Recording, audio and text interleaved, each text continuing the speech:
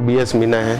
मैं MBBS MD करने के बाद मैं आज इस पोस्ट पे हूँ कि राजस्थान के सबसे बड़े हॉस्पिटल में ट्रांसफ्यूजन मेडिसिन का हेड हूँ।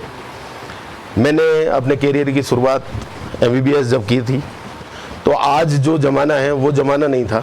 हमने कोई मल्टीमीडिया नहीं था, कोई व्हाट्सएप नहीं, कोई मोबाइल नहीं, कोई गूगल नहीं, कोई भी मतलब साधन नहीं था पढ़ाई का। देखा जाए तो हमने सेल्फ स्टडी से अपने आप को तैयार किया है। आज ज़माना बहुत बदल गया है, इसीलिए कंपटीशन टफ भी हो गया है।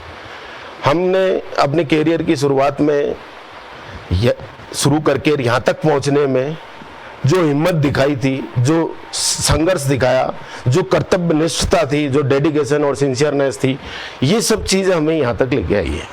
जो मौसमी बीमारियाँ अभी चल रही है, सीजनल जो इन्फेक्शंस हैं, वो अभी बरसात और बरसात के बाद ये वो टाइम है, बिल्कुल क्रिटिकल टाइम है जब सीजनल इन्फेक्शन किसी को भी पकड़ सकता है, जिसमें खासकर मलेरिया है, डेंगू है, स्क्रब टाइफस है और वायरल इन्फेक्शन है। ये जो डिजीजेज है ये किसी को भी हो सकती है। और यहाँ पे ये बताना ज़रूरी इसलिए है कि कम्युनिकेबल भी है, ये एक से दूसरे को हो सकती है।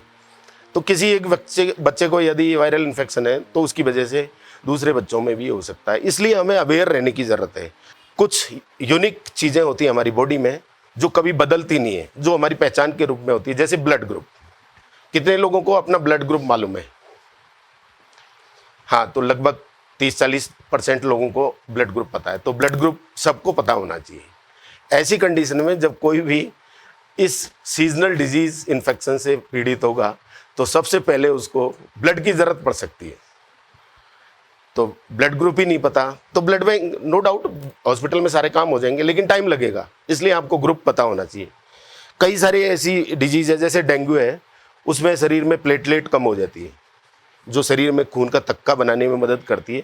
ऐसी एक सेल कम हो जाती है, तो वो जब कम होगी तो आपको सेम ग्रुप का व्यक्ति चाहिए जो आपको प्लेटलेट डोनेट कर सके।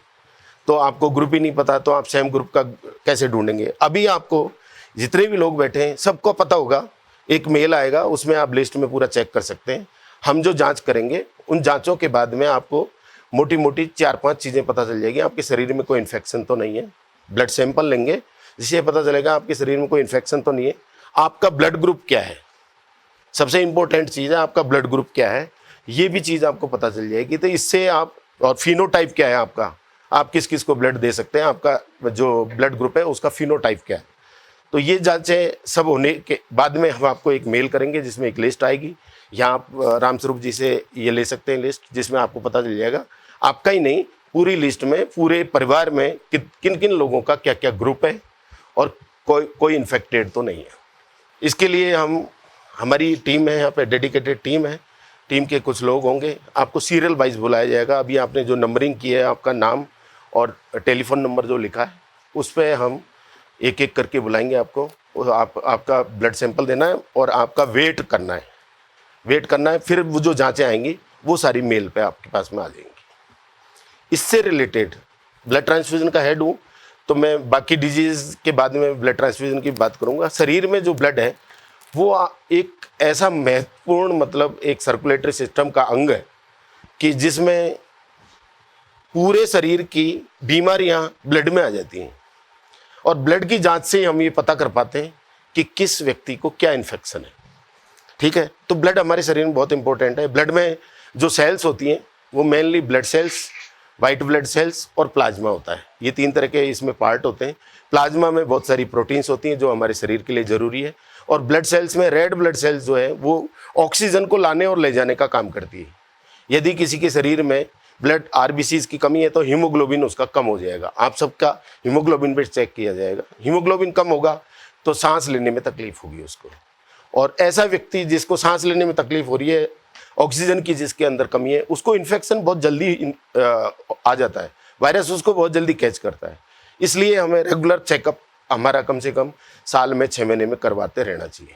मैं वैसे भी आपके लिए तत्पर हूँ, कभी भी आप मेरी मदद ले सकते हैं। ठीक है, अब आती बारी कि आपके कोई क्वेश्चंस हैं ब्लड से रिलेटेड या ब्लड डोनेशन से रिलेटेड, तो बताइए। रक्तदान कौन कर सकता है, वो सारे पैरामीटर्स हैं हम बताएंगे। मेल और फीमेल आपका वेट ऑलमोस्ट 50 के आसपास होना चाहिए, हीमोग्लोबिन उसका 12.5 से अबव होना चाहिए और हेल्दी होना चाहिए, कोई दवाई नहीं लिया होना चाहिए, कोई बीमारी नहीं होनी चाहिए उसको, कोई मेजर सर्जरी नहीं हुई हो, कोई जन्मजात बीमारी ना हो, ये व्यक्ति आराम से रक्तदान कर सकता है। ऐसे में जब हमें ज़रूरत पड़ेगी और हमें कोई रक्तदान करने वाला नहीं होगा तो बहुत मुश्किलें खड़ी हो जाएगी। भगवान ना करें कि हमें किसी चीज़ की ज़रूरत पड़े और हम बल्कि लोगों की मदद करें।